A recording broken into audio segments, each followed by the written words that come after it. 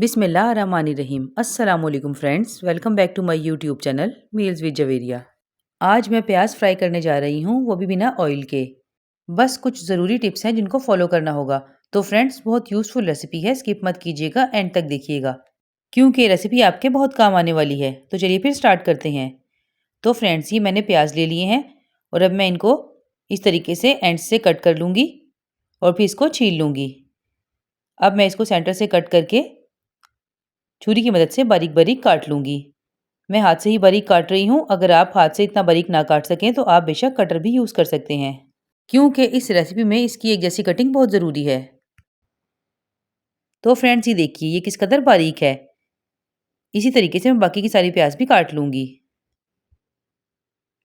ये देखिए प्याज कट गई है और आप देख सकते हैं ये बिल्कुल एक जैसी है। अब मैं इसे हाथ की मदद से खोल लूँगी। चलिए अब हम इसे फ्राई कर लेते हैं। तो फ्रेंड्स, मैंने प्याज को पैन में डाल दिया है और आंच को बिल्कुल ज़ीरो पर रखा हुआ है। इसी आंच पर ये प्याज फ्राई होगी।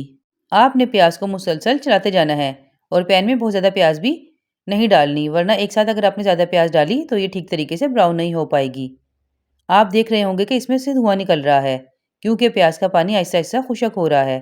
तकरीबन 3 मिनट तक हम इसे ऐसे ही चलाएंगे। 3 मिनट के बाद ये देखिए प्याज का कलर चेंज हो गया है, मगर इसमें से अभी भी धुआं निकल रहा है, यानी इसमें अभी भी पानी बाकी है। हम मज़ीद इसे 3 से 4 मिनट और पकाएंगे। इस रेसिपी में पेशेंस बहुत ज़रूरी है। ये प्याज टोटल 10 से 12 मिनट में डन हो जाएगी। आपने बिल्कुल हिम्मत से काम लेना है और इसे इसी तरीके से चलाते जाना है। आप चाहें तो आधा किलो या 1 किलो प्याज एक ही दफ़ा मेहनत करके फ्राई करके एयर टाइट बॉक्स में रख सकते हैं। ये काफ़ी अर्सा चल जाएगी। प्याज ब्राउन होते हुए तकरीबन 8 मिनट हो चुके हैं और आप देख सकते हैं कि इसके एंड्स अब ब्राउन होने लगे हैं और अब इसमें से धुआं भी नहीं निकल रहा, यानी ये डन होने वाली है। इस स्टेज पर मैं चूल्हे को बंद कर दूंगी और तकरीबन 5 मिनट के लिए इसे ऐसे ही छोड़ दूंगी। ये इस रेसिपी का एक इम्पॉर्टेंट स्टेप है, क्योंकि अगर आपने इसको थोड़ी देर ठंडा होने के लिए नहीं छोड़ा तो ये बिल्कुल क्रिस्पी नहीं हो पाएगी। 5 मिनट के बाद मैंने फिर से गैस को ऑन कर दिया है और आप देख सकते हैं कि ठंडा होने पर इसका कलर मज़ीद ब्राउन की तरफ आ गया है और ये थोड़ी सी क्रिस्पी भी हो गई है। अब हमें मज़ीद सिर्फ 2 से 3 मिनट ही से पकाना होगा, तो ये बिल्कुल रेडी हो जाएगी। आपने ये ठंडा होने वाला स्टेप ज़रूर फॉलो करना है।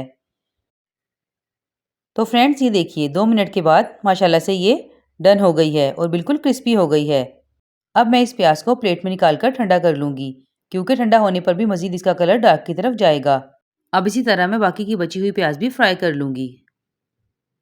तो फ्रेंड्स, ये देखिए माशाल्लाह से किस कदर अच्छी और क्रिस्पी प्याज फ्राई हुई है और इसमें बिल्कुल भी ऑयल नहीं गया। ये देखिए कलर भी कितना प्यारा है।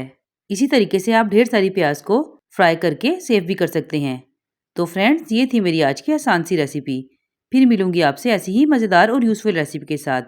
तब तक के लिए अपना बहुत ख्याल रखिएगा, दुआओं में याद रखिएगा। अल्लाह हाफिज़।